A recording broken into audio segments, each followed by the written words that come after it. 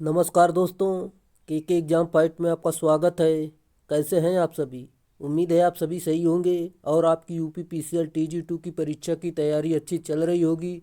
दोस्तों, इस परीक्षा को ध्यान में रखते हुए हमने इलेक्ट्रिशियन थ्योरी से कुछ महत्वपूर्ण प्रश्नों की सीरीज स्टार्ट की है, जो कि ये प्रश्न आपके प्रीवियस ईयर में पूछे गए प्रश्न होंगे। दोस्तों, ये यूपी पीसीएल टीजी 2 के अलावा यूपी आर्मिनल TG 2, DRDO, ISRO, NPCIL, SAIL आदि एग्जामों के लिए भी महत्वपूर्ण साबित होंगे ये प्रश्न।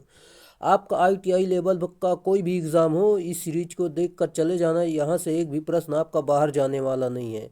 अगर दोस्तों आप वीडियो पे आए हैं तो वीडियो को पूरा ज़रूर देखें और अपना पूरा कंसेप्ट ज़रूर क्लियर करें।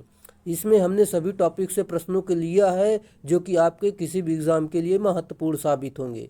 चलिए, आपका ज़्यादा टाइम न लेते हुए इन प्रश्नों की शुरुआत करते हैं। उससे पहले आपसे रिक्वेस्ट है, अगर आप चैनल पर नए हैं, चैनल को सब्सक्राइब कर लीजिए और अपने दोस्तों में शेयर कर दीजिए। अगर वीडियो अच्छा लगता है तो वीडियो को लाइक ज़रूर करें। चलिए, आज के प्रश्नों की हम शुरुआत करते हैं। जैसा कि आज का हमारा प्रश्न दिया गया, यहाँ पर देख सकते हैं दोस्तों, हमने सभी टॉपिक से प्रश्नों के लिया है।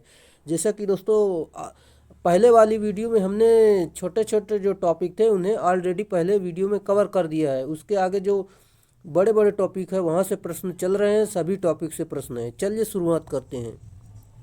जैसा कि हमारा प्रश्न दिया गया है, एक संवाहक 0.2 एम्पियर की धारा चयनित करता है। यदि एक इलेक्ट्रॉन पर आवेश 1.6 गुणे 10 की घाते -19 है तो 30 सेकंड में कितने इलेक्ट्रॉन प्रवाहित होगी। चलिए दोस्तों, जैसा कि दोस्तों आई बराबर दिया गया, ई बराबर देख सकते हैं दिया गया आवेश, और टी बराबर 30 सेकंड दिया गया है। फार्मूला आपका होता है, जैसा कि आप जान सकते हैं, क्यू बराबर एन ई।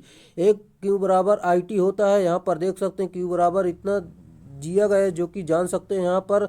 और क्यू बराबर आई टी हम निकाल लेंगे। क्यू बराबर आई का मान कितना दिए, 2 और टी का मान 30 सेकंड। यहाँ पर हल करेंगे तो 6 कूलाम आ जाएगा क्यू का मान। फिर दोस्तों एन बराबर क्यू अपान ई यहीं से निकाल लेंगे, क्यू बराबर एन ई से। यहाँ पर इसका मान रखेंगे क्यू बराबर 6 अपान 1.6 गुणे 10 की घाते -19। इसे भाग दे देंगे तो आपका जो एन बराबर आ जाएगा 3.75 गुणे 10 की घाते 19 इलेक्ट्रॉन। राइट आंसर है। अगला प्रश्न, उम्मीद है दोस्तों आपको समझ में आया होगा।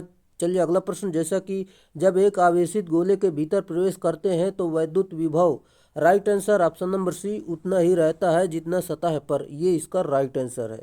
जैसा कि दोस्तों देख सकते हैं, वैद्युत विभव का मान निम्न होता है। जैसा कि आप जान सकते हैं, V बराबर 1/4 पाई साइन 0 गुणे क्यू अपान आर वोल्ट होता है। अगला प्रश्न आपका दिया गया है, जब चालक में 1 एम्पियर धारा प्रवाहित होती है तो प्रति सेकंड इलेक्ट्रॉनों का प्रवाह होगा। सिंपल सा फार्मूला है, वही फार्मूला जो अभी हमने बताया, वही फार्मूले पर आपको मान रखना है। जैसे कि आई बराबर टी बराबर और ई बराबर पूरा मान दिया गया है, वो सेम टू सेम उसी तरह हल करना है। क्यू बराबर पहले निकाल लेना है, फिर एन बराबर निकालेंगे क्यू अपान ई। यहाँ पर पूरा मान रख के आप हल कर लेंगे। 6.25 गुणे 10 की घाते 18 आपका राइट आंसर आ जाएगा। जैसे कि ऑप्शन नंबर बी सही उत्तर होगा। अगला प्रश्न जैसा कि दिया गया है, जैसा कि आप जान सकते हैं, एक नोड पर पहुंचने वाली धारा का कुल मान 13 एम्पियर है। अगर नोड से धारा का समान प्रतिरोध वाली दो तारों से डैश डैश होगा। राइट आंसर दोस्तों ऑप्शन नंबर सी, 6.5 एम्पियर से लेकर 6.5 एम्पियर, ये इसका राइट आंसर है। चलिए, जैसा कि इसमें हम बात करते हैं, एक नोड पर पहुंचने वाली धारा का कुल मान 13 एम्पियर है। अगर नोड से धारा समान प्रतिरोध वाली दोनों तारों से निकलती है तो दो तारों में प्रवाहित होने वाली धारा का मान 6.5 एम्पियर होगा। ये कुछ इसका इम्पोर्टेंट फैक्ट था। अगला प्रश्न, किसी परिपथ में एक निष्क्रिय अवयव के पार्श्व आने वाली वोल्टता में कमी डैश डैश कहलाती है। सही उत्तर ऑप्शन नंबर बी, जो कि वोल्टापात, ये इसका राइट आंसर है। वोल्टापात का आप फार्मूला भी जान सकते हैं, जो कि I²R होता है, जो कि आप देख सकते हैं। अगला प्रश्न, दिए गए ग्राफिकल चिन्ह से क्या दर्शाया गया है। राइट आंसर दोस्तों ऑप्शन नंबर बी, जो कि वेरिएबल कैपेसिटर, ये यानी परिवर्तनीय संधारित्र का डायग्राम है। अगला प्रश्न, जैसा कि एक अणु की भार संख्या डैश डैश है। Right answer option number A, जो कि प्रोटॉनों की संख्या प्लस न्यूट्रॉनों की संख्या, ये इसका सही उत्तर है। दोस्तों, इसका चिन्ह पहले से हम इसलिए लगा दिए देते हैं ताकि आपको मान लो इसकी पीडीएफ जो दी जाए तो वहाँ पर इसका टिक लगा हुआ मिले, आपको आंसर ढूंढने की ज़रूरत ना पड़े और आपके एग्ज़ाम की टाइम पर इसको रिवीजन करने में काफ़ी मदद मिले, फास्ट रिवीजन कर सकें, इसलिए इसे हम पहले से टिक लगा देते हैं। अगला प्रश्न। अगला प्रश्न जैसा कि दिया गया, एम्पायर टेप बना होता है, सही उत्तर option number C varnish cambric का बना होता है। यह वार्निश लेपित टेप के रूप में संसेचित सूती कपड़ा होता है जिसे एम्पायर टेप भी कहा जाता है। इसे केबल पर लगाने के पश्चात उसके ऊपर पेट्रोलियम जेली लगाते हैं जिसे एम्पायर टेप की विभिन्न परतें एक दूसरे से सरलता से सरके और इसके अतिरिक्त यह नमी शोषक होता है जिस कारण से इसके ऊपर शीशे का आवरण लगाना आवश्यक होता है। अगला प्रश्न। निम्नलिखित में से कौन सा विद्युत रोधक है? सही उत्तर दोस्तों ऑप्शन नंबर डी जो कि प्लास्टिक विद्युत रोधक है। बाकी दोस्तों विद्युत के चालक लोहा भी है, तांबा भी है, चांदी भी है जो कि आप जान सकते हैं। जैसे हम बात करते हैं इसमें ऐसा पदार्थ जिसमें धारा का प्रवाह आसानी के साथ हो जाता है वह चालक यानी कंडक्टर कहलाता है। ऐसा पदार्थ जिसमें धारा का प्रवाह चालक से कम तथा अचालक से अधिक होता है अर्धचालक कहलाता है। ऐसा पदार्थ जिसमें धारा का प्रवाह नहीं होता विद्युत रोधक यानी अचालक कहलाता है। अगला प्रश्न। अगला प्रश्न आपका जैसा कि दिया गया है, आप यहाँ पर देख सकते हैं एक केबल में होता है, क्या होता है? चलिए हम आप बात करते हैं। जैसा कि दोस्तों एक केबल में जो होता है इस प्रकार के दो या दो से अधिक चालकों के एकल विद्युत रोधी चालक या एकल या स्टैंडर्ड की लंबाई होती है। ये इसका सही उत्तर होगा। चलिए जैसा कि एक केबल में एक चालक या दो से अधिक चालक होता है जो कि एक दूसरे से आपस में विद्युत रोधी आवरण से ढके होते हैं। इसके ऊपर लेड शीट तत्पश्चात स्टील टेप आर्मर तथा सर्वेइंग प्रयोग होता है। अगला प्रश्न। अगला प्रश्न जैसा कि दिया गया है, केबल कर्ण को लग्स को डैश डैश कहा जाता है। सही उत्तर ऑप्शन नंबर डी जो कि केबल सूज कहा जाता है, ये इसका सही उत्तर है। जैसे कि केबल लग्स को किसी स्थान पर लगाने के लिए क्रिम्पिंग टूल का प्रयोग होता है। अगला प्रश्न। अगला प्रश्न आपको दिया गया है, जैसा कि आप जान सकते हैं निम्नलिखित में से कौन एक इंसुलेटर नहीं है? सही उत्तर ऑप्शन नंबर है जो कि सोना एक इंसुलेटर नहीं है, ये इसका सही उत्तर है। जैसे कि हम इसमें बात करते हैं सोना एक इंसुलेटर नहीं है क्योंकि इसमें मुक्त इलेक्ट्रॉनों की संख्या ज़्यादा होती है। माइका ग्लास लकड़ी इंसुलेटर है, इसमें मुक्त इलेक्ट्रॉनों की संख्या 0 होती है। अगला प्रश्न। सिरेमिक सिरिंग का उपयोग डैश डैश के रूप में किया जाता है। सही उत्तर ऑप्शन नंबर डी जो कि अवरोधी इंसुलेटर के रूप में किया जाता है और इसकी जो चालकता बहुत ही कम होती है। अगला प्रश्न। तार के आकारों की रीडिंग के दौरान कौन सी संख्या तार के सुचालकों यानी कंडक्टर की संख्या दर्शाती है? Right answer option number D जो कि पहली इसका राइट आंसर है जो कि आप जान सकते हैं। चलिए हम अगले प्रश्न पर चलते हैं। अगला प्रश्न दिया गया है, केबल की इंसुलेटिंग पदार्थ होनी चाहिए। सही उत्तर ऑप्शन नंबर बी जो कि उच्च परावैद्युत सामर्थ्य होना चाहिए, इसका सही उत्तर है। जैसा कि दोस्तों और हम गुण जान लेते, जैसे कि केबल के इंसुलेटिंग मटेरियल के गुण जो कि देख सकते हैं इसमें उच्च प्रतिरोधकता होनी चाहिए, उच्च परावैद्युत सामर्थ्य होना चाहिए, निम्न ताप गुणांक होना चाहिए, निम्न विद्युतशीलता होनी चाहिए, उच्च यांत्रिक सामर्थ्य होना चाहिए, उच्च तनन सामर्थ्य होना चाहिए, ज्वालाशय होना चाहिए। अगला प्रश्न। अगला प्रश्न आपका दिया गया है, जैसा कि दोस्तों 10 ओम की आंतरिक प्रतिरोध वाले 1.5 वोल्ट सेलों का श्रृंखला यानी सीरीज के संबंध में किया गया है। 15 ओम लोड को इस बैटरी से जोड़ा गया है। इस परिपथ में प्रवाहित धारा का मान क्या होगा? चलिए दोस्तों हम आपको हल करके बताते हैं। जैसा कि दोस्तों यहाँ पर देख सकते हैं कुल वोल्टेज, जैसा कि देख सकते हैं तीनों का गुणा करके इसमें मान लो तीनों का गुणा कर देंगे तो आपका जो आ जाएगा वो 4.5 वोल्ट आ जाएगा।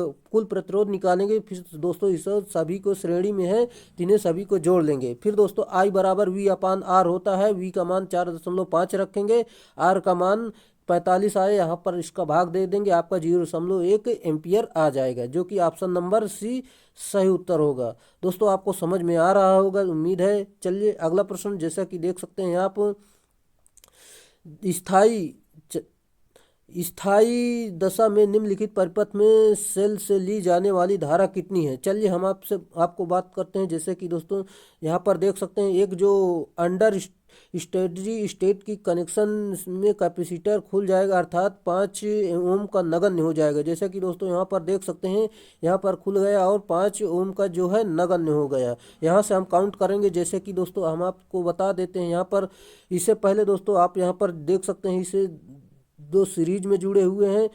फिर दोस्तों 2, 3 और 4 और 5 सीरीज में जुड़े हुए, 2, 3, 4 2, 3, 4, 5 सीरीज में जुड़े हुए हैं। फिर दोस्तों इन्हें पहले जोड़ लेंगे, 77/11 13 आ जाएगा। फिर इस सेल से ली जाने वाली धारा, फिर दोस्तों इसको हल करेंगे, आपको जो उत्तर निकल कर आ जाएगा, ऑप्शन नंबर यहाँ पर देख सकते हैं, ऑप्शन नंबर बी, जो कि 130/77 एम्पियर सही उत्तर होगा। चलिए, उम्मीद है दोस्तों आपको समझ में आया होगा। अगर नहीं समझ में आया तो वीडियो को रोक कर इसे पहले अपने आप हल करिए। अगर आ जाए तो अच्छी बात है, नहीं तो फिर दोस्तों इसे कई बार हल करिए, फिर एक बार वीडियो देख लीजिए तो आपको आसानी से समझ में आ जाएगा। चलिए, उम्मीद है दोस्तों आपको समझ में आया होगा। चलिए अगला प्रश्न, जैसा कि दोस्तों दो प्रतिरोध R1 और R2 विद्युत स्रोत के समांतर में जुड़े हैं। R1 का मान R2 से और 4 गुना है। R1 में कितनी विद्युत धारा प्रवाहित होगी। सिंपल सा है, चलिए हम आपको बता देते हैं। जैसे कि D1 का मान R2 4 गुना ज़्यादा है। जैसे कि यहाँ पर देख सकते हैं, R1 बराबर 4R2, जो कि R2 बराबर निकालेंगे R1/4। यहाँ पर देख सकते हैं आप, धारा प्रतिरोध के व्युत्क्रमानुपाती हो। जैसे कि दोस्तों R1/R2 बराबर I2/I1। R1 का प्रतिरोध R2 से 4 गुना अधिक है, अतः R1 में धारा R2 प्रवाहित धारा का मान 1/4 होगी। अगला प्रश्न, दिष्ट धारा के मामले में क्या होता है। Right answer option number D, जो कि धारा केवल एक ही दिशा में प्रवाहित होती है, ये इसका सही उत्तर होगा। और हम बात करते हैं, धारा की दिशा समय के साथ नहीं बदलती है तथा धारा दोनों दिशाओं में नहीं प्रवाहित होती है तथा दिष्ट धारा का परिमाण सदैव स्थिर रहता है, जबकि एसी का स्थिर नहीं रहता है। अगला प्रश्न, दो तारे जिनका प्रतिरोध R है, उन्हें समांतर क्रम में जोड़ा गया है। इस यौगिक में एक R/2 प्रतिरोध की तार श्रेणी में जोड़ दी गई तो कुल प्रतिरोध का मान ओम में क्या होगा। चलिए हम आपको बता देते हैं, इसका तो सही उत्तर है ऑप्शन नंबर ए, जो कि R इसका राइट आंसर है। चलिए, जैसा कि दोस्तों यहाँ पर देख सकते हैं आप, R प्रतिरोधों का तुल्य प्रतिरोध यहाँ पर देख सकते हैं जुड़ा हुआ है, यहाँ पर जान सकते हैं। पहले तो इसे आप देख सकते हैं जोड़ेंगे, फिर दोस्तों इसका मान पूरा निकाल लेंगे, जो कि दोस्तों जान सकते हैं यहाँ पर इसका मान R आ जाएगा, जो कि आप समझ सकते हैं। फिर इसे दोस्तों पहले तो फिर इसे समांतर में जोड़ देंगे। पहले तो इसे जोड़ेंगे तो फिर दोस्तों पहले समांतर में जोड़ लेंगे, फिर सीरीज में जोड़ के फिर दोस्तों इसका पूरा मान निकाल लेंगे, फिर आपका मान आ जाएगा, जो कि सही उत्तर होगा। अगला प्रश्न, चलिए, जब 200 किलो ओम प्रतिरोधकों को समांतर में जोड़ा जाता है तो कुल प्रतिरोध डैश डैश होगा। सही उत्तर हो जाएगा आपका, जो कि option number B 50 kilo ohm right answer है। सिंपल सा फार्मूला होता है, जो कि समांतर के लिए यहाँ पर जान सकते हैं, R इक्वलेंट बराबर 1/R1 प्लस 1/R2 अनंत तक जितने भी आपके प्रतिरोध हों आप जोड़ लें। तो यहाँ पर आप जोड़ लेंगे तो जो कि 50 किलो ओम आपका सही उत्तर हो जाएगा। अगला प्रश्न, चलिए, जैसा कि 250 वोल्ट और 100 वाट लैंप का प्रतिरोध कितना होगा। सिंपल सा फार्मूला होता है, P बराबर VI और V बराबर IR। यहाँ पर मान रखेंगे, जैसा कि दोस्तों P बराबर V² होता है, यहाँ पर R बराबर V²/P। यहाँ पर पूरा मान रखेंगे, V का मान दिया गया 250, इसका स्क्वायर कर देंगे, अपन 100 से भाग दे देंगे, आपका 625 ओम सही उत्तर हो जाएगा, जो कि option number C right answer है। अगला प्रश्न, जैसा कि दिया गया, R प्रतिरोध वाले 3 प्रतिरोधकों को कितने संयोजन बनाए जा सकते हैं। सही उत्तर ऑप्शन नंबर बी, जो कि 4 बनाए जा सकते हैं, जो कि आप देख सकते हैं यहाँ पर जान लीजिए। अगले प्रश्न पर चलते हैं, जो कि आपका अगला प्रश्न दिया गया है, यहाँ पर जान सकते हैं, बैटन शोल्डर में प्लास्टिक सेट किस से बचने के लिए लगाई जाती है। सही उत्तर ऑप्शन नंबर सी, जो कि बरसात का पानी से बचने के लिए लगाई जाती है। अगला प्रश्न, सीलिंग रोज समांतर डैश डैश फिट किया जाता है। सही उत्तर ऑप्शन नंबर बी, जो कि दीवारों में सेट किया जाता है। और स्विच बोर्डों में स्विच, रेगुलेटर तथा इंडिकेटर्स आदि का प्रयोग किया जाता है। अगला प्रश्न, स्विच सॉकेट, प्लग होल्डर इत्यादि डेड डैश से बने हुए होते हैं। सही उत्तर ऑप्शन नंबर सी, जो कि बैकलाइट से बने हुए होते हैं। और तांबे का प्रयोग चालक आदि बनाने में प्रयोग किया जाता है। माइका का प्रयोग विद्युत रोधन में प्रयोग किया जाता है। अगला प्रश्न, कंसील्ड तंत्र में सैंडल स्विच को बॉक्स से लगभग कितनी दूरी पर लगाया जाता है। सही उत्तर ऑप्शन नंबर ए, जो कि 30 सेंटीमीटर की दूरी पर लगाया जाता है। ये इसका सही उत्तर है। अगला प्रश्न, एक पोल एमसीबी का प्रयोग सामान्यतः डेड डैश किया जाता है। सही उत्तर ऑप्शन नंबर बी, जो कि छोटे आवासों में इसका प्रयोग किया जाता है। अगला प्रश्न, किसी परिपथ में कमजोर हिस्सा है। सही उत्तर ऑप्शन नंबर ए, जो कि फ्यूज, ये कमजोर हिस्सा है। किसी परिपथ में कमजोर हिस्सा फ्यूज होता है। फ्यूज का गलनांक सबसे कम होता है। अगला प्रश्न, एक परिपथ फ्यूज एवं तापीय अधिभार रिले द्वारा संरक्षित होता है। शॉर्ट सर्किट दोष की दशा में क्या होगा। सही उत्तर ऑप्शन नंबर ए, जो कि फ्यूज पहले प्रचालित होगा। ये इसका सही उत्तर होगा। जैसा कि हम इसमें जान सकते हैं, एक परिपथ फ्यूज एवं तापीय अतिभार रिले द्वारा संरक्षित होता है। शॉर्ट सर्किट दोष की दशा में फ्यूज पहले प्रचालित होगा। फ्यूज का प्रतिरोध निम्न तथा गलनांक निम्न होता है।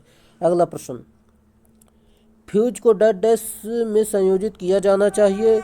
सही उत्तर ऑप्शन नंबर डी, जो कि चरण संवाहक के साथ श्रृंखला यानी सीरीज में इसका सही उत्तर होगा।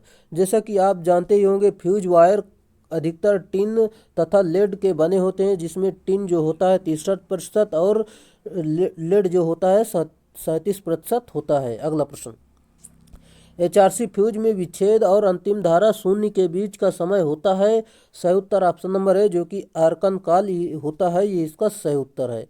जैसा कि दोस्तों हम इसमें देखते हैं, फ्यूज को हमेशा फेज वायर के श्रेणी क्रम में लगाया जाता है।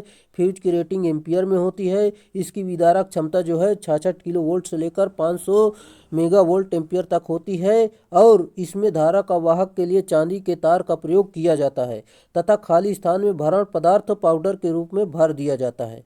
अगला प्रश्न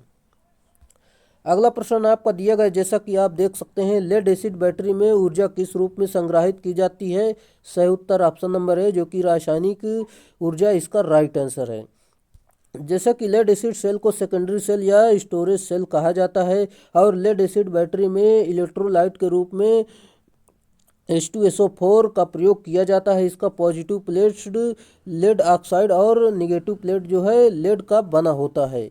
चलिए अगला प्रश्न आपका दिया गया है, लेड एसिड बैटरी में ऊर्जा किस रूप में संग्रहित की जाती है। सही उत्तर ऑप्शन नंबर बी, जो कि रासायनिक रूप में एकत्रित की जाती है। जैसा कि हम बात करते हैं, लेड एसिड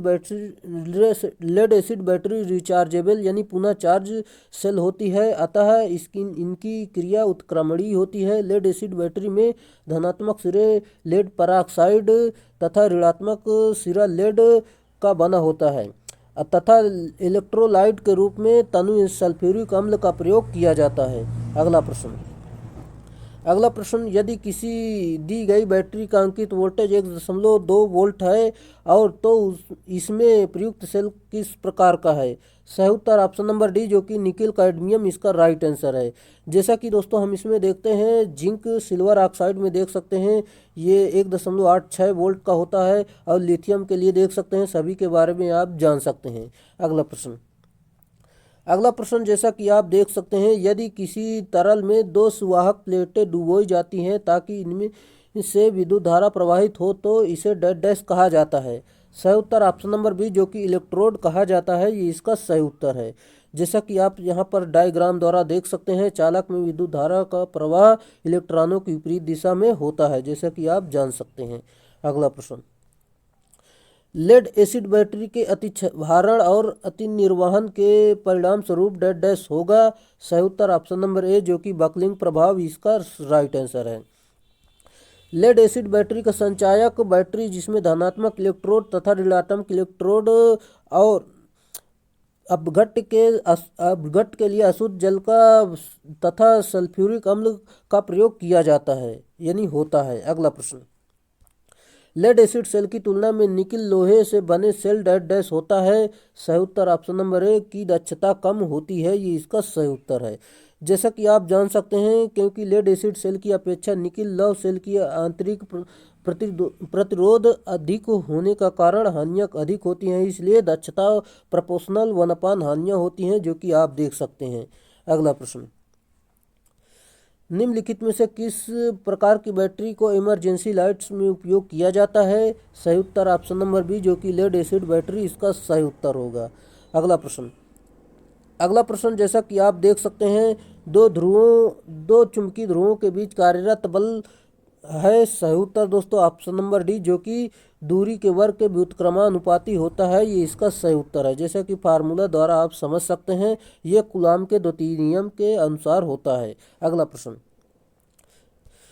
चुंबकीय सामग्री में हिस्टैरिसीस क्षति निम्न पर निर्भर करती है। सही उत्तर दोस्तों, जैसे कि दोस्तों हिस्टैरिसीस पास का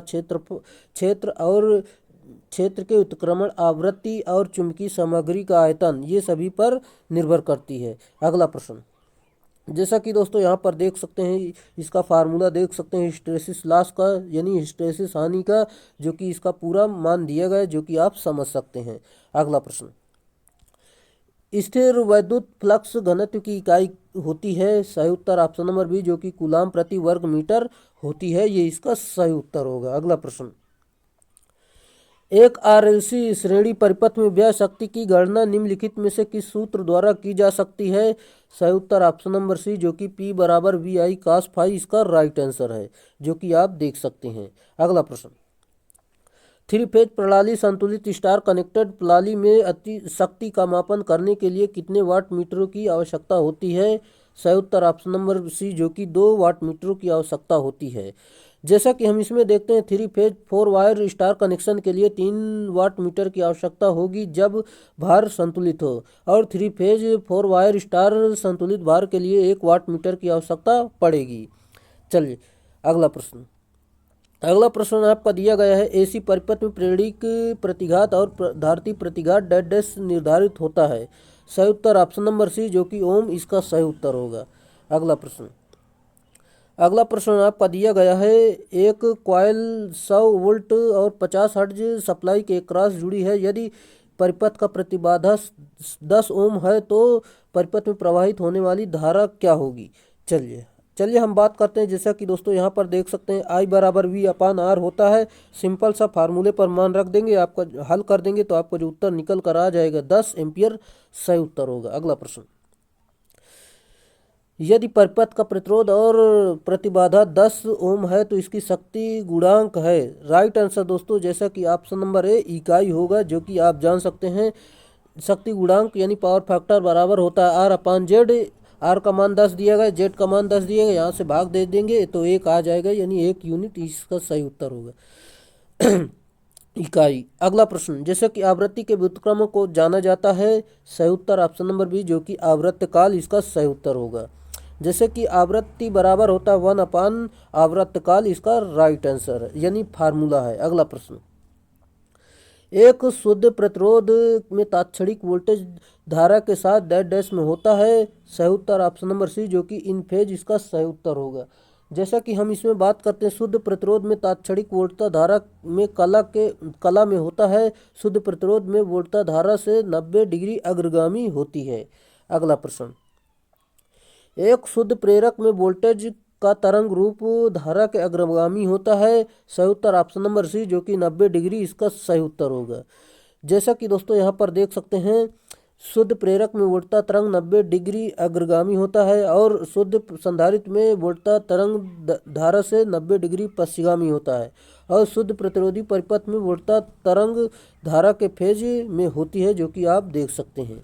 अगला प्रश्न, जैवक्रिय तरंग का रूप गुणांक है। सही उत्तर ऑप्शन नंबर डी, जो कि 1.11 इसका सही उत्तर है। रूप गुणांक का फार्मूला आप सभी लोग जानते होंगे, जैसे कि RMS मान अपान औसत मान। यहाँ पर इसका मान रख देंगे तो आपका रूप गुणांक निकल कर आ जाएगा।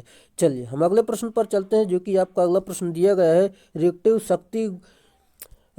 शक्ति डैश डैश द्वारा दिया जाता है। सही उत्तर ऑप्शन नंबर है, जो कि VI sin थीटा इसका सही उत्तर है, जो कि आप जान सकते हैं।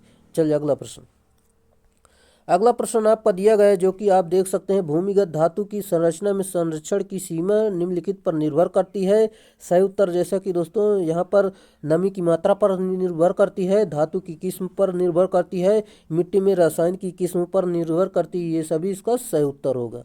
अगला प्रश्न जैसा कि आप देख सकते हैं, पाइप अर्थिंग में इलेक्ट्रोड पाइप नमक की परतों से घिरी हुई रहती हैं। ऐसा किया जाता है क्योंकि इसका राइट आंसर हो जाएगा, जैसा कि आप जान सकते हैं, नमक मृदा में नमी अवशोषित कर लेती है। ये इसका सही उत्तर होगा। अगला प्रश्न, रॉड अर्थिंग में भूमि प्रतिरोध डैश डैश पर निर्भर करता है। सही उत्तर ऑप्शन नंबर है, जो कि गहराई पर जहां एक भूमि में रॉड प्रविष्ट की हो। इसका सही उत्तर होगा।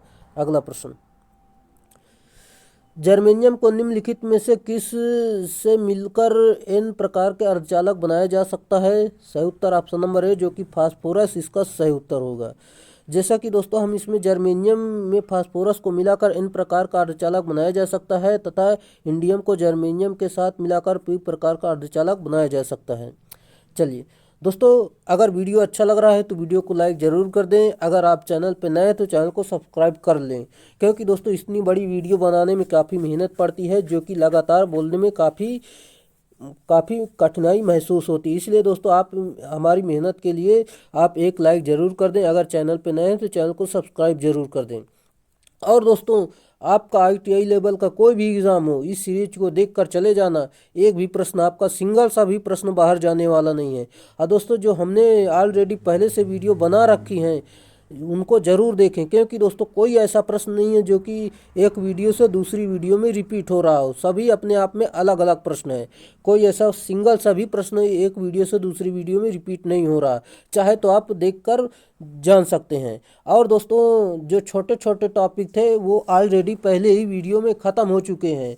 अब जो बड़े बड़े टॉपिक हैं उनसे ज़्यादा प्रश्न लेकर चल रहे हैं, ताकि आपका पूरा इलेक्ट्रिशियन कवर हो सके। इसलिए दोस्तों आप यहाँ पर पूरा सिलेबस भी इलेक्ट्रिशियन का कवर कर सकते हैं। चलिए, जैसा कि दोस्तों यहाँ पर अगला प्रश्न दिया गया है, डेड डैश की वजह से मतलब जंक्शन के एन प्रकार के इलेक्ट्रॉन पी तरफ के होल से मिल जाते हैं। सही उत्तर ऑप्शन नंबर डी, जो कि डिफ्यूजन इसका सही उत्तर है। चलिए अगला प्रश्न, जर्मेनियम में संयोजन इलेक्ट्रॉन वैलेंस इलेक्ट्रॉन की संख्या डैश डैश होती है। सही उत्तर ऑप्शन नंबर सी, जो कि 4 होती है। जैसे कि जर्मेनियम में इलेक्ट्रॉन यानी वैलेंस इलेक्ट्रॉन की संख्या 4 होती है। अगला प्रश्न, एक LED डैश डैश अवस्था में प्रकाश उत्सर्जित करता है। सही उत्तर ऑप्शन नंबर है, जो कि अग्रबायस इसका सही उत्तर है। जैसा कि दोस्तों इसमें हम देखते हैं, एक LED अग्रबायसित अवस्था में प्रकाश उत्सर्जित करता है। यह गैलियम आर्सेनाइड नामक यौगिक से बना ऐसा डायोड है जो केवल 1.5 वोल्ट से लेकर 3 वोल्ट पर प्रकाश किरणों उत्सर्जित करता है। इसका उपयोग वैद्युतिक उपकरणों एवं यंत्रों में एक प्रदर्शक युक्ति के रूप में करते हैं। अगला प्रश्न जैसा कि दिया गया, आप देख सकते हैं, दिया हुआ चित्र किसका अभिलक्षण वक्र है। सही उत्तर इसका राइट आंसर हो जाएगा ऑप्शन नंबर सी, जो कि LED इसका राइट आंसर है। देख सकते हैं आप। अगला प्रश्न, डायोड पर पश्च बायसित होने का प्रभाव। सही उत्तर ऑप्शन नंबर है, जो कि बैरियर विभव बढ़ा देता है। ये इसका सही उत्तर है। जैसा कि दोस्तों यहाँ पर आप देख सकते हैं, डायोड के फॉरवर्ड बायस में बैरियर पोटेंशियल कम हो जाता है तथा थर्मल रन अवे की क्रिया में बैरियर विभव शून्य हो जाता है। अगला प्रश्न आपका दिया गया है, एक डायोड अगर अभिनति होता है यदि। सही उत्तर ऑप्शन नंबर है, जो कि कैथोड के सापेक्ष एनोड धनात्मक हो। ये इसका सही उत्तर है। चलिए अगले प्रश्न पर चलते हैं, जो कि आपका अगला प्रश्न दिया गया है। यहाँ पर आप जान सकते हैं, निम्नलिखित में से निष्क्रिय साधन कौन सा है। सही उत्तर ऑप्शन नंबर डी, जो कि एयर कोर कंडक्टर ये निष्क्रिय है, बाकी सभी सक्रिय हैं। जैसा कि दोस्तों यहाँ पर देख सकते हैं, सक्रिय के बारे में FET, SCR और BGT ये सभी एक्टिव डिवाइस हैं।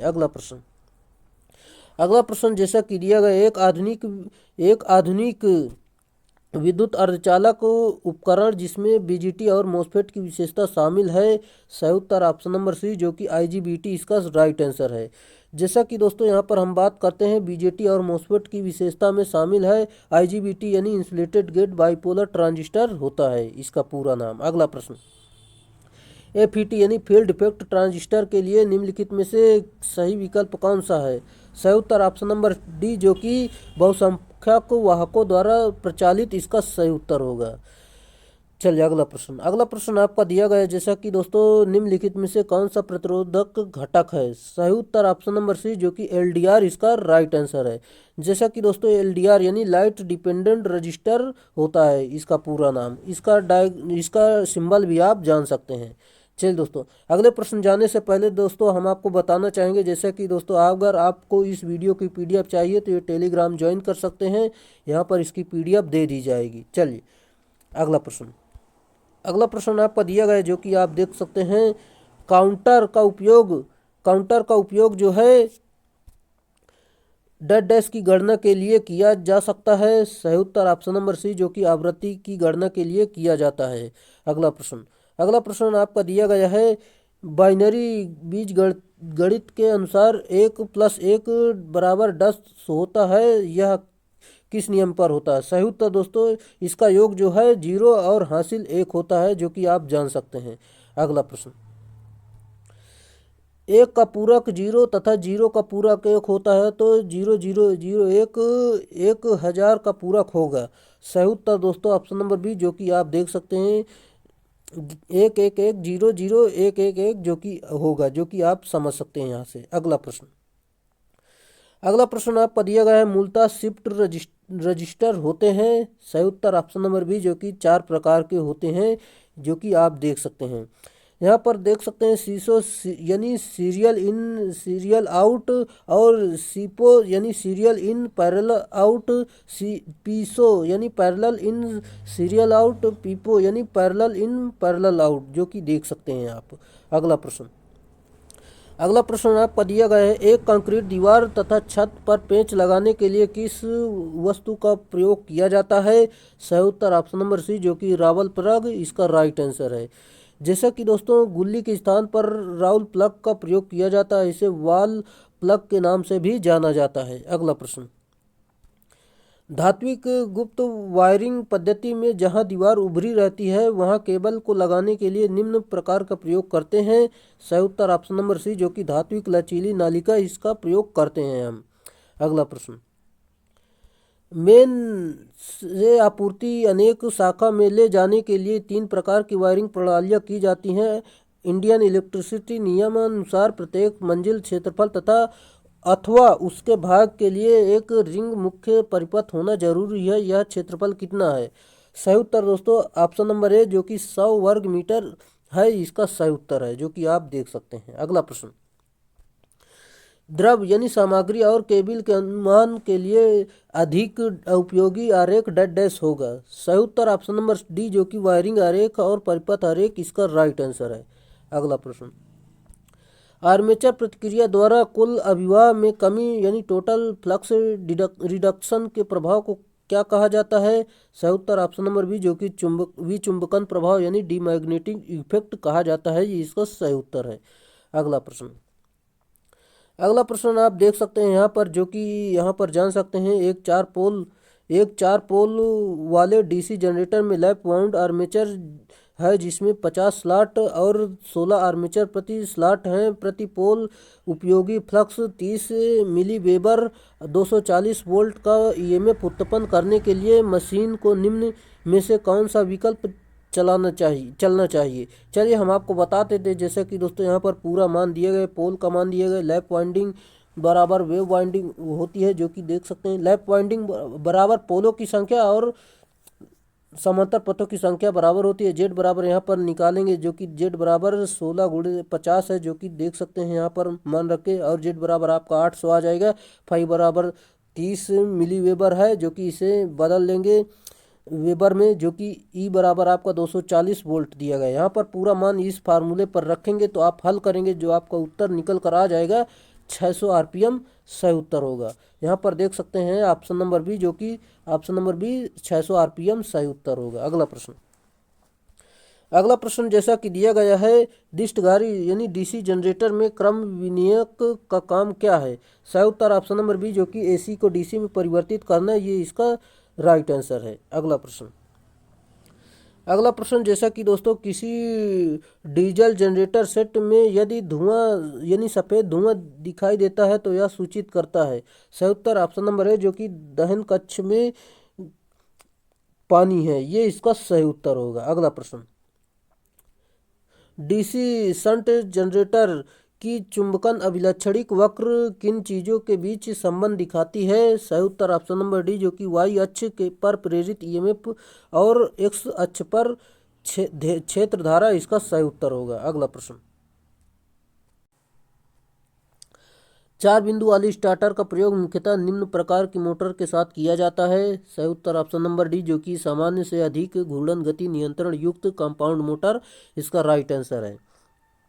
जैसा कि हम इसमें देखते हैं, चार बिंदु वाले स्टार्टर का प्रयोग मुख्यतः सामान्य से अधिक घूर्णन गति नियंत्रण युक्त कंपाउंड मोटर के साथ किया जाता है, क्योंकि इन मोटर में अधिक गति परिवर्तन की आवश्यकता होती है। अगला प्रश्न, डीसी सीरीज मोटर में फील्ड डाइवर्टर प्रतिरोध प्रयोग करके मोटर की घूर्णन गति परिवर्तित की जा सकती है। यह गति परिवर्तन होता है। सही उत्तर ऑप्शन नंबर है, जो कि सामान्य से अधिक गति के लिए, इसका सही उत्तर होगा। अगला प्रश्न आपका दिया गया है, वार्ड लियोनार्ड विधि से मोटर की घूर्णन गति का नियंत्रण किया जा सकता है। सही उत्तर ऑप्शन नंबर बी, जो कि दोस्तों दोनों दिशाओं में सामान्य से कम अथवा अधिक गति के लिए इसका प्रयोग किया जाता है। चलिए, जैसा कि दोस्तों हम वार्ड लियोनार्ड विधि से मोटर की घूर्णन गति का नियंत्रण दोनों दिशाओं में सामान्य से कम अथवा अधिक गति के लिए किया जाता है। इस विधि में एक डीसी जनरेटर का सामान्य 3 फेज इंडक्शन मोटर द्वारा प्रचालित किया जाता है। डीसी जनरेटर का आउटपुट सीधे नियंत्रण मोटर को दिया जाता है। अगला प्रश्न, विद्युत मोटर की बियरिंग द्वारा अत्यधिक शोर पैदा करने का कारण होता है। सही उत्तर ऑप्शन नंबर डी, जो कि ग्रीस न होना, इसका सही उत्तर है। अगला प्रश्न, डीसी मोटर या जनरेटर में डमी कॉइल का प्रयोग का उद्देश्य है। सही उत्तर ऑप्शन नंबर सी, जो कि आर्मेचर में यांत्रिक संतुलन स्थापित करना, ये इसका सही उत्तर है। अगला प्रश्न, स्टार्टिंग के समय किसी डीसी मोटर में विरोधी विद्युत वाहक बल का मान होता है। सही उत्तर ऑप्शन नंबर डी, जो कि 0 होता है, ये इसका सही उत्तर होगा। अगला प्रश्न आपका दिया गया है, जैसा कि दोस्तों किसी कार्यरत डीसी शंट मोटर की घूर्णन गति को उसकी सामान्य गति से कुछ कम करने के लिए, सही उत्तर ऑप्शन नंबर है, जो कि आर्मेचर सर्किट का प्रतिरोध बढ़ाया जाता है, ये इसका सही उत्तर है। जैसा कि दोस्तों यहाँ पर आप देख सकते हैं, इसका फार्मूला भी जान सकते हैं, इन proportional V minus I A into यानी आर्मेचर धारा और आर्मेचर प्रतिरोध अपान फाई, इसका फार्मूला होता है। अगला प्रश्न, मोटर की घूर्णन गति के नियंत्रण के लिए टैप्ड फील्ड नियंत्रण विधि का प्रयोग किया जाता है। सही उत्तर ऑप्शन नंबर है, जो कि डीसी सीरीज मोटर में इसका प्रयोग किया जाता है।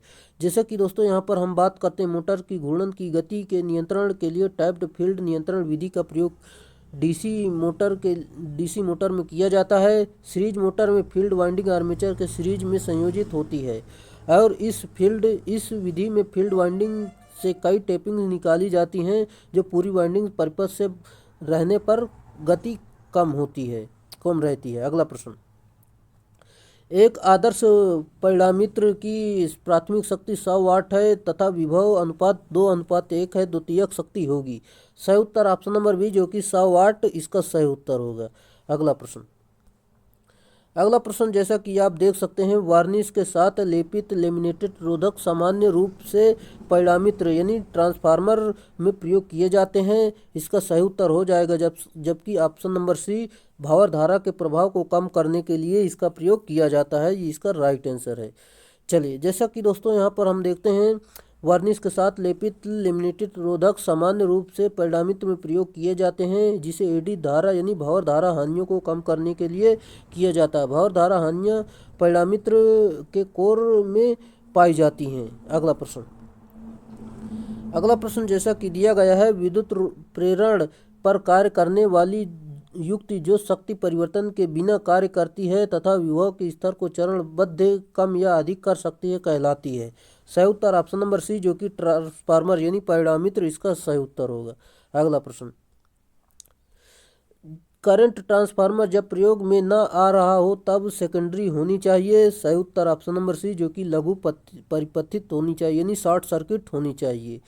जैसा कि हम इसमें बात करते हैं, करंट ट्रांसफार्मर जब प्रयोग में न आ रहा हो तब सेकेंडरी लघु परिपथ यानी शॉर्ट सर्किट होना चाहिए। यदि द्वितीयक कुंडलन को खुला रखा गया तो द्वितीयक कुंडलन में अत्यधिक वोल्टता उत्पन्न होगी, जो वह कार्य करने वाले व्यक्ति के लिए घातक हो सकती है। इसके साथ ट्रांसफार्मर की क्रोड भी अधिक संतृप्त होकर अपना चुंबकीय गुण सदैव के लिए नष्ट कर देगी। अगला प्रश्न जैसा कि आप देख सकते हैं यहाँ पर, ट्रांसफार्मर की सेकेंडरी में प्रेरित विद्युत वाहक बल निम्नलिखित पर निर्भर करता है। राइट आंसर इसका सही उत्तर हो जाएगा ऑप्शन नंबर डी, जो कि आवृत्ति, फ्लक्स और सेकेंडरी में टर्न की संख्या पर निर्भर करता है। अगला प्रश्न जैसा कि करंट ट्रांसफार्मर का प्रयोग निम्नलिखित में से किस माप यंत्र के साथ किया जाता है। सही उत्तर ऑप्शन नंबर सी, जो कि दोस्तों एमीटर और वोल्टमीटर दोनों में किया जाता है। जैसा कि दोस्तों यहाँ पर हम बात करते हैं, करंट ट्रांसफार्मर का प्रयोग एमीटर तथा वोल्टमीटर दोनों माप यंत्रों के साथ किया जाता है। सामान्यतः सीटी का प्रयोग यानी करंट ट्रांसफार्मर का प्रयोग एमीटर के साथ किया जाता है। यदि इसे वोल्टमीटर के साथ जोड़ा जाता है तो वोल्टमीटर का ज्ञात प्रतिरोध तथा धारा का गुणनफल से IR वोल्टेज ड्रॉप होगा, जिसे वोल्टमीटर की रीडिंग पर विभव पढ़ा जा सकता है। अगला प्रश्न, स्टेप अप ट्रांसफार्मर निम्नलिखित में वृद्धि करता है। सही उत्तर ऑप्शन नंबर है, जो कि वोल्टेज में वृद्धि करता है, ये इसका सही उत्तर है। अगला प्रश्न, सिंगल फेज ट्रांसफार्मर में पूर्ण भार ताम्र हानि यानी copper loss at full load किस परीक्षण से ज्ञात हो सकती है। सही उत्तर ऑप्शन नंबर बी, जो कि शॉर्ट सर्किट टेस्ट से ज्ञात किया जाता है। अगला प्रश्न, एक ऊंचाई ट्रांसफार्मर यानी स्टेप अप ट्रांसफार्मर के द्वितीयक यानी सेकेंडरी के संदर्भ में कौन सा कथन सही है। सही उत्तर ऑप्शन नंबर बी, जो कि वोल्टता बढ़ती है तथा धारा कम होती है, केवीए स्थिर रहता है। अगला प्रश्न जैसा कि दिया गया है, ट्रांसफार्मर के टैप चेंजर का क्या कार्य है। सही उत्तर ऑप्शन नंबर डी, जो कि वोल्टता अनुपात को भार के अनुसार नियंत्रित करना, ये इसका सही उत्तर है।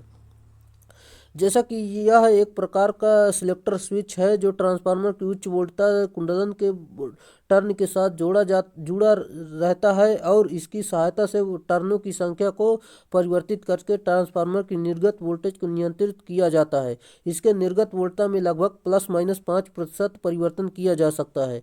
इसे ट्रांसफार्मर कोर की चैनल के ऊपर क्षैतिज रूप में अथवा ट्रांसफार्मर टैंक की दीवार के साथ ऊर्ध्वाधर रूप में किया जाता है। अगला प्रश्न, केल्विन ब्रिज का उपयोग डेड डैश मापने के लिए किया जाता है। सही उत्तर ऑप्शन नंबर डी, जो कि निम्न प्रतिरोध ज्ञात करने के लिए इसका प्रयोग किया जाता है। धारा को मापने के लिए एमीटर का प्रयोग किया जाता है। धारिता को मापने के लिए शेयरिंग ब्रिज का प्रयोग किया जाता है। अगला प्रश्न आपका दिया गया है, ऊर्जा मापी के एल्युमिनियम डिस्क में छिद्र डेड डैश के लिए दिए गए हैं। सही उत्तर ऑप्शन नंबर बी, जो कि विसर्पण को रोकने के लिए, ये इसका सही उत्तर है। चलिए, जैसा कि दोस्तों यहाँ पर देख सकते हैं, दो छिद्र डिस्क पर एक दूसरे के विपरीत रहते हैं। डिस्क नो लोड पर चलता रहता है, जो कि ओवर कंपनसेशन के कारण होता है। अगला प्रश्न आपका जैसा कि दिया गया है, एक तप्त तार में एमीटर के लिए निम्नलिखित में से कौन सा सही है। राइट आंसर इसका हो जाएगा, जैसे कि दोस्तों यहाँ पर आप देख सकते हैं, मापन के लिए तापीय प्रभाव का उपयोग करता है और इसमें विक्षेप धारा के वर्ग के अनुपातिक है और धारा के RMS मान का मापन करता है, ये इसका सही उत्तर है। अगला प्रश्न जैसा कि एक करंट ट्रांसफार्मर के प्राथमिक कुंडलन में डेड डैश होते हैं। सही उत्तर ऑप्शन नंबर डी, जो कि कुछ फेरे होते हैं, यानी थोड़े ही फेरे होते हैं, कम। जैसा कि करंट ट्रांसफार्मर उच्च AC धारा मापने हेतु इसका प्रयोग किया जाता है। इसे लाइन में सीरीज में जोड़ा जाता है। Current transformer step up transformer होता है। करंट ट्रांसफार्मर के द्वितीयक कुंडली को हमेशा शॉर्ट सर्किट किए रहते हैं। अगला प्रश्न जैसा कि दिया गया, एक शक्ति गुणक मापक में होता है। सही उत्तर दोस्तों इसका राइट आंसर हो जाएगा, जो कि ऑप्शन नंबर ए, धारा कुंडली तथा दो विभव कुंडली, इसका सही उत्तर होगा। जहाँ की दोस्तों हम इसमें बात करते हैं, जहाँ प्रत्येक क्षण भार बदलता जैसे कि औद्योगिक इकाइयों में वहाँ पर शक्ति गुणक मापी का प्रयोग किया जाता है। जैसा कि शक्ति गुणक मापी दो प्रकार के होते हैं, डायनमोमीटर प्रारूपी और चल लौह प्रारूपी होते हैं। और हम बात करते हैं जैसा कि दोस्तों शक्ति गुणक मापी में संकेतक उल्टा या चल कुंडली के साथ लगा रहता है और शक्ति गुणक मापी में कोई यंत्र नियंत्रण स्प्रिंग नहीं होती है। अगला प्रश्न, यदि एक विभव मापी को भार के श्रेणी में संयोजित कर दिया जाए तो क्या होगा? सही उत्तर दोस्तों ऑप्शन नंबर बी, जो कि परिपथ में लगभग नगण्य धारा प्रवाहित होगी, ये इसका सही उत्तर होगा। अगला प्रश्न जो कि दिया गया है आपका, वोल्ट मीटर की सीमा बढ़ाई जाती है। सही उत्तर दोस्तों जैसा कि इसका राइट आंसर हो जाएगा ऑप्शन नंबर ए, जो कि श्रेणी में मल्टीप्लायर लगाकर इसका सही उत्तर होगा।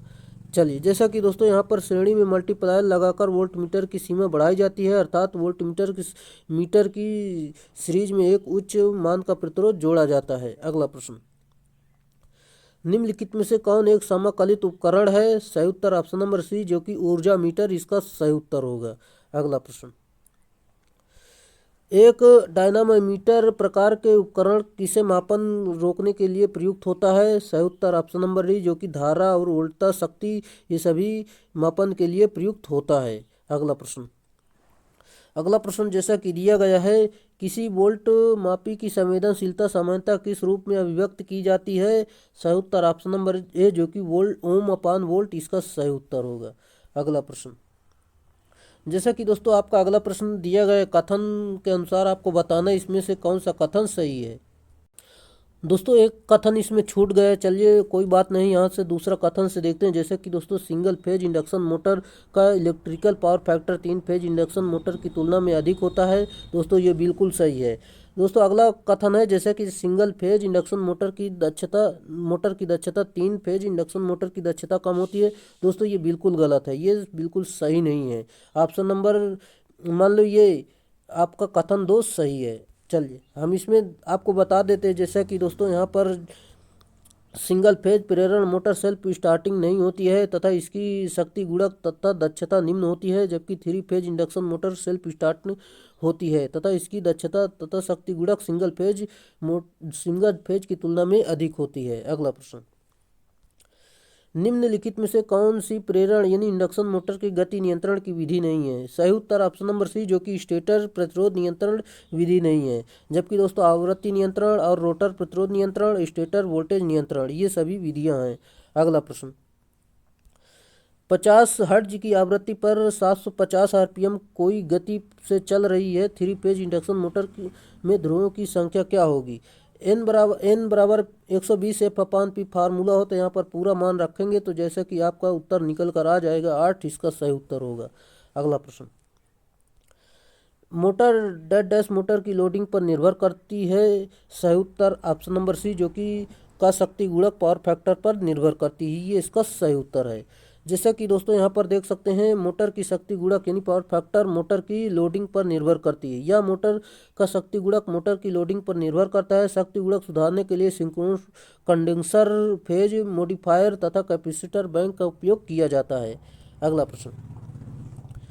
प्रश्न आपको दिया गया, जैसा कि आप जान सकते हैं, जब मोटर नियंत्रण पर स्टॉप बटन दबाया जाता है तो उसे डेड डैश। सही उत्तर ऑप्शन नंबर सी, जो कि संकुचन कॉइल जारी करता है, ये इसका सही उत्तर होगा।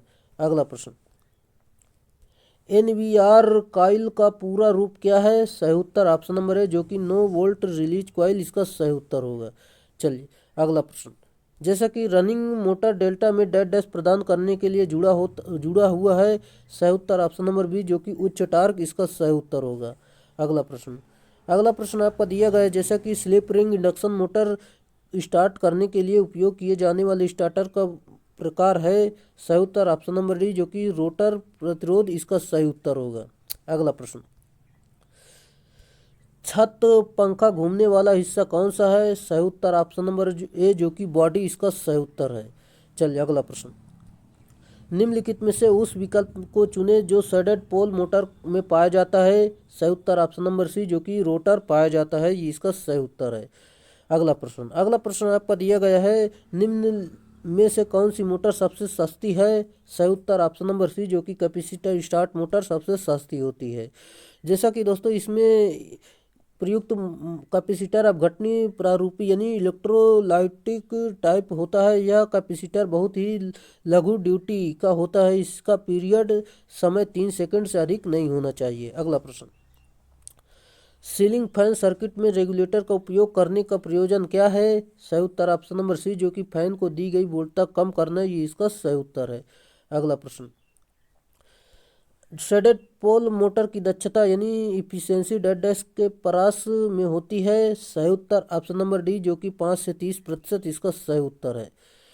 चलिए, जैसा कि दोस्तों इस प्रकार की मोटरें वहाँ प्रयोग की जाती है जहाँ कम प्रारंभिक बलाघूर्ण की आवश्यकता होती है। इसका प्रयोग खिलौनों, हेयर ड्रायर आदि में किया जाता है। अगला प्रश्न, यदि संधारित्र यानी कैपेसिटर प्रकार का टेबल फैन विपरीत दिशा में चलता हुआ पाया जाता है तो उसे सही दिशा में चलाने के लिए क्या बदला जाना चाहिए? सही उत्तर ऑप्शन नंबर डी, जो कि मेन स्टार्टिंग वाइंडिंग का जोड़ बदलना चाहिए, इसका सही उत्तर है।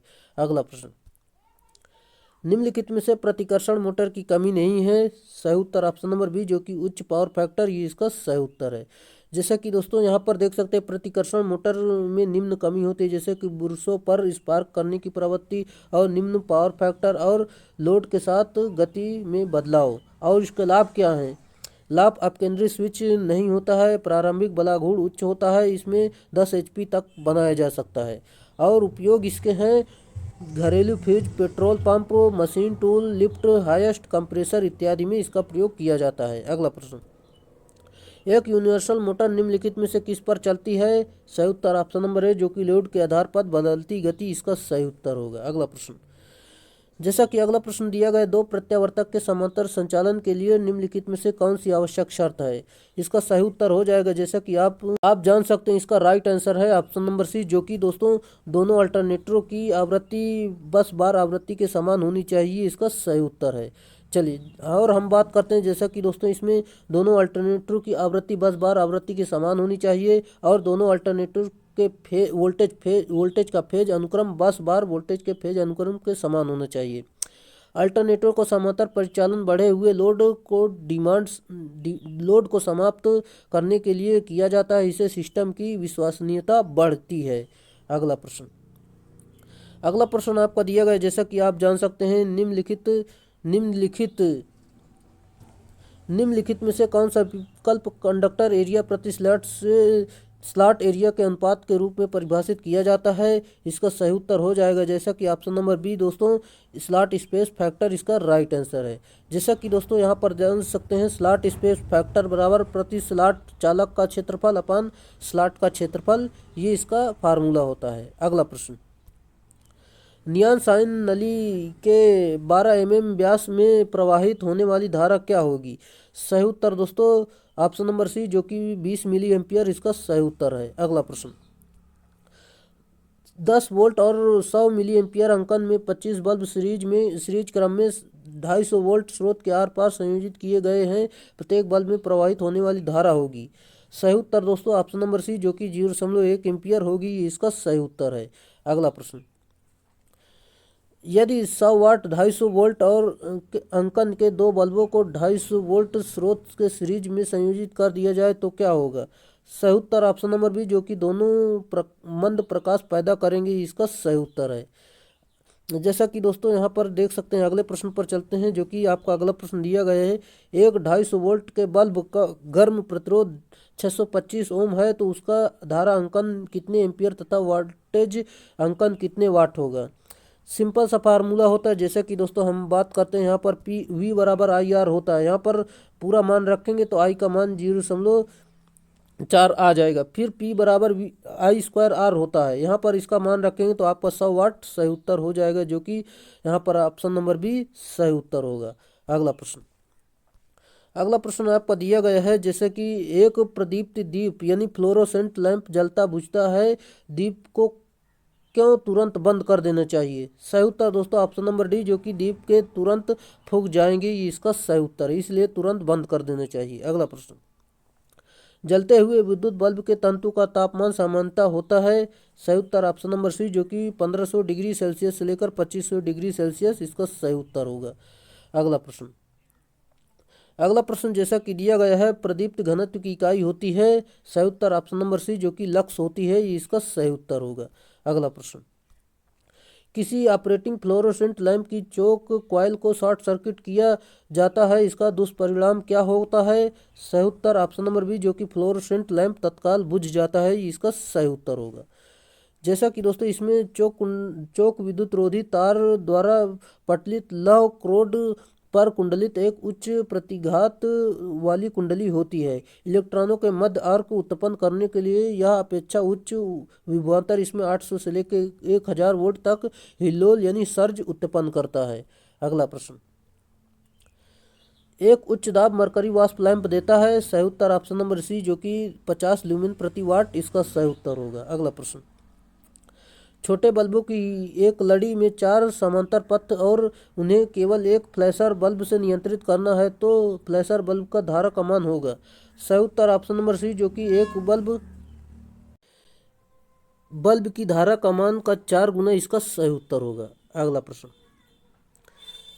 प्रश्न जैसा कि दिया गया 3 वोल्ट वोल्टता के कितने बल्ब 200 वोल्ट स्रोत के साथ श्रेणी क्रम में संयोजित किया जा सकते हैं जिससे कि उनकी प्रचालन सुरक्षित रहे। सही उत्तर ऑप्शन नंबर ए जो कि 67, इसका सही उत्तर होगा। जैसा कि आप देख सकते हैं बल्बों की संख्या इसे भाग दे देंगे तो आपको उत्तर निकल कर आ जाएगा। अगला प्रश्न, दिए गए चित्र में फ्लैशर बल्ब कौन सा है। सही उत्तर ऑप्शन नंबर सी जो कि ये आपका फ्लैशर बल्ब है। जैसा कि दोस्तों इसमें नियॉन गैस भरा हुआ एक बल्ब होता है जिसमें बहुत ही कम में हीलियम भरी होती है, इसकी रेटिंग 5 वाट तक होती है।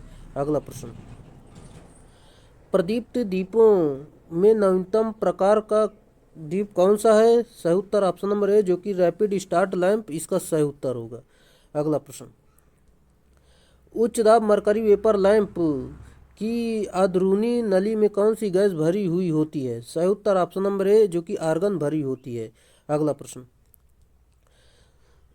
132 किलोवोल्ट से अधिक वोल्टता के संचरण हेतु डेड डैश का प्रयोग किया जाता है। सही उत्तर ऑप्शन नंबर डी जो कि इस्पात टावर का प्रयोग किया जाता है। अगला प्रश्न, एसी संचरण में न्यूनतम डेड डैश चालकों की आवश्यकता होती है। सही उत्तर ऑप्शन नंबर बी जो कि 3 की आवश्यकता होती है। अगला प्रश्न, चार्जिंग धारा के कारण एसी संचरण में शक्ति हानियां डेड डैश होती हैं। सही उत्तर ऑप्शन नंबर बी जो कि नियमित रूप से, इसका सही उत्तर होगा। अगला प्रश्न, सामान्य भूमि में वैद्युतिक खंभों की भूमि में दबाई गई लंबाई होती है।